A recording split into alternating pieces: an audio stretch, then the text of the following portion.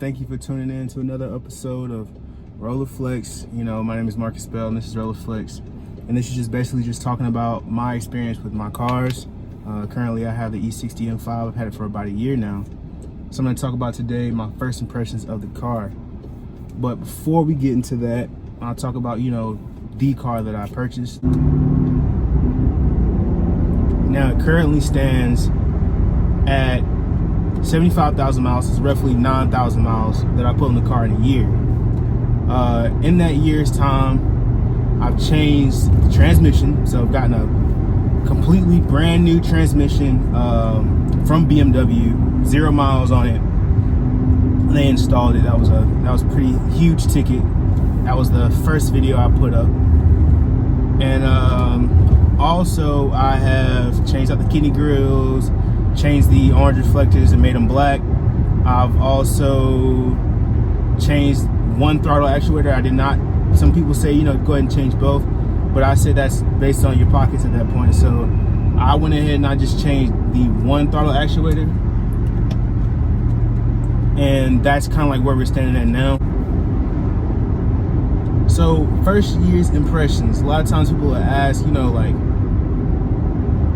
is it worth it? Is it a cool car? Like, is it nice to have or whatever? And people a lot of times, you know, they'll stop me on the side of the road, say, hey, man, that car is nice, and they know what it is. You know, you have the M3 and you have that like big bulge in the hood, but with the M5 it's kind of more subtle. It's a little wider, little lower to the ground, things of that nature. And obviously it has the quad tip exhaust in the back, and the front bumper has a more aggressive fascia to it. And I had the 2008, so it's the facelift as well, so it looks, you know, really nice. And a lot of times people will think it's like a $50,000 car or whatever, like it's a newer, you know, more top of the line, like top dollar car. It is top of the line, but it's a, you know, right now they're at a steal.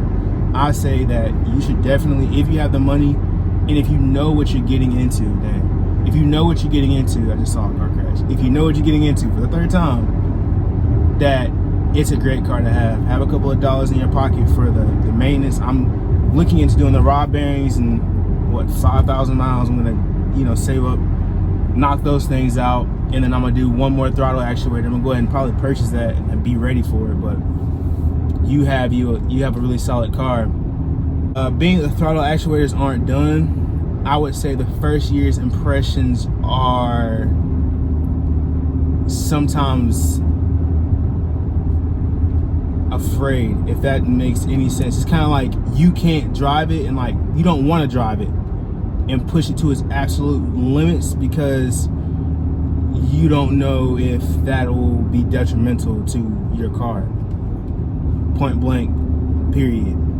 But other than that, I mean, when you put your foot on the gas, it's gonna go. Like there's no question. There's no question about it.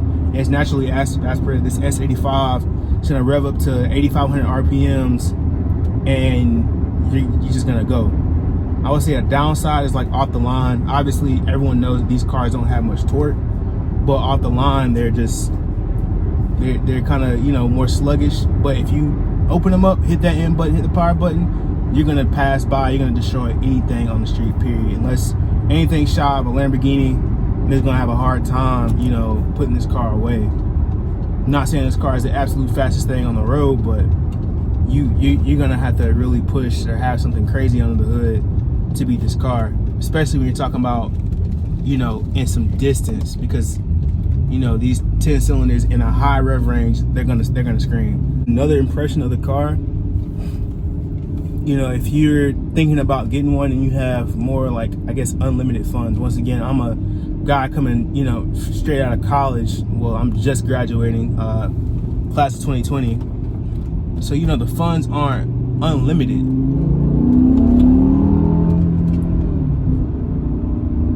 But if you're looking at this and you have the money, I would definitely say go get the manual, because it's, as soon as your brain, you know, wants to shift, you can go ahead and shift. It's less maintenance, less worry, like what was that buckle, what was that going on, you know. Manual transmissions are more so straightforward.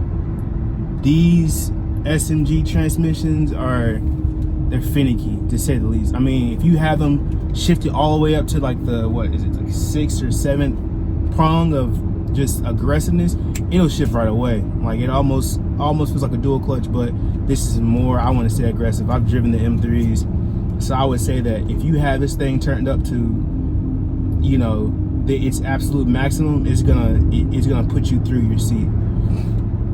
But other than that, I mean, the SMGs can be kind of slow and clunky, especially when you're just driving around town.